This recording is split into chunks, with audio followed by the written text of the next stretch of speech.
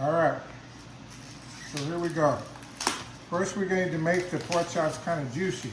So I clean them. Mommy said Nicholas doesn't clean the pork chops, but I do. I clean it just to be safe. So we're going to have them be juicy.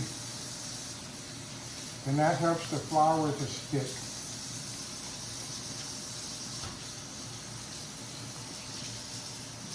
And obviously it gets them clean.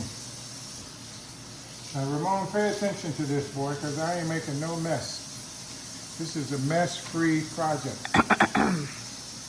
Remember I said that. Video to follow. Yeah. So it doesn't take, hold on, keep filming, baby, don't stop. Get a plate.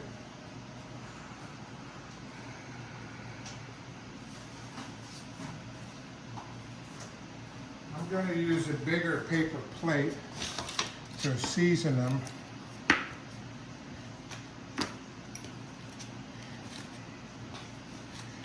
And they don't need a lot of seasoning because this flour has seasoning on them. But you know, I like Lawry seasoning salt on everything. That's my go-to. That's the secret. That's Daddy's secret. In RoDaddys kitchen, you always use pepper and Lawry seasoning. Lawry seasoning salt. Lawry seasoning salt. Okay, there you go. And flip them bad boys over. Now they're juicy.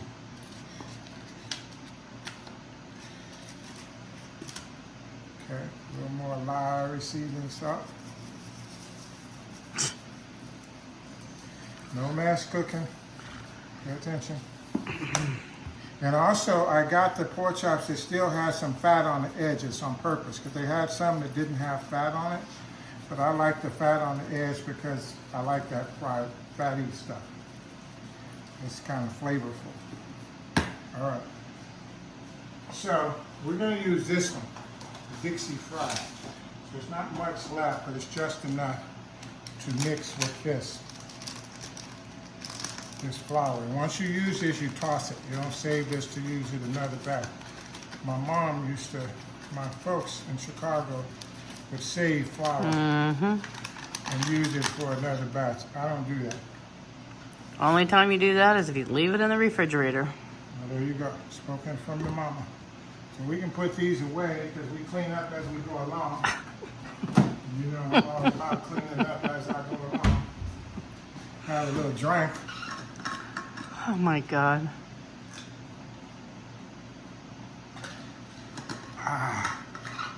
Now here's a trick.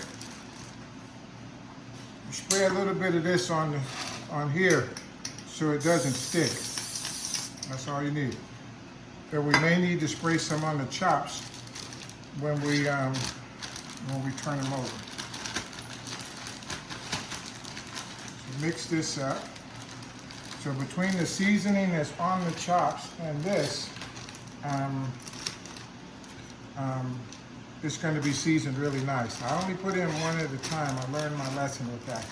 You put in 3 or 4, the flour doesn't act right.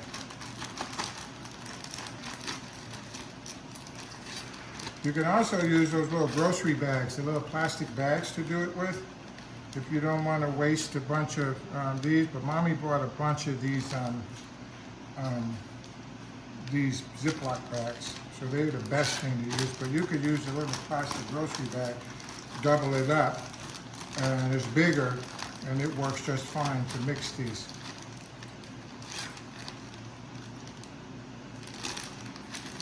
So the oven is getting warm.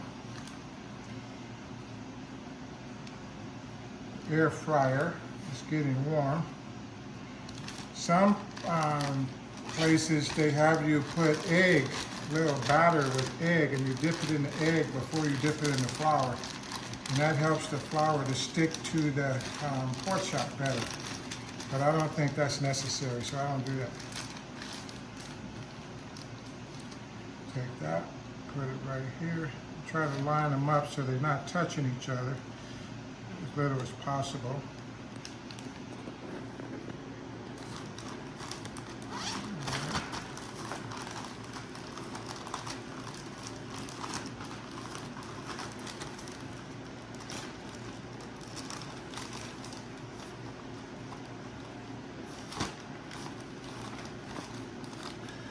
be sure they're covered. And again, try to make them line up so they ain't necessarily touching. They're touching. These are kind of big pork chops. So then this is part of the cleanup. So you put everything in here.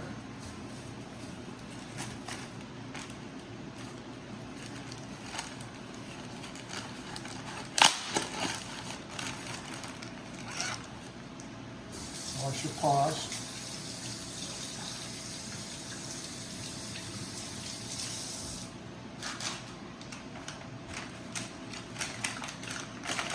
This is all done. Take this and toss this. We won't be using that anymore. Wipe down your hands and your counter. All right. So now we are ready. We're going to keep the pan out because, as I said, we might have to spray it in the middle. Now, this has 2 shelves. When you open the door, the fan goes off, but the power is still on. So I'm going to put it on the lower shelf. And when you close it, it resumes. So you can set it. So I'm going to set it for 10 minutes. So we're going to come back in 10 minutes and check and see how it's looking and turn it over. It should only take 10 minutes and then we're going to turn it over. Peace in the Middle East.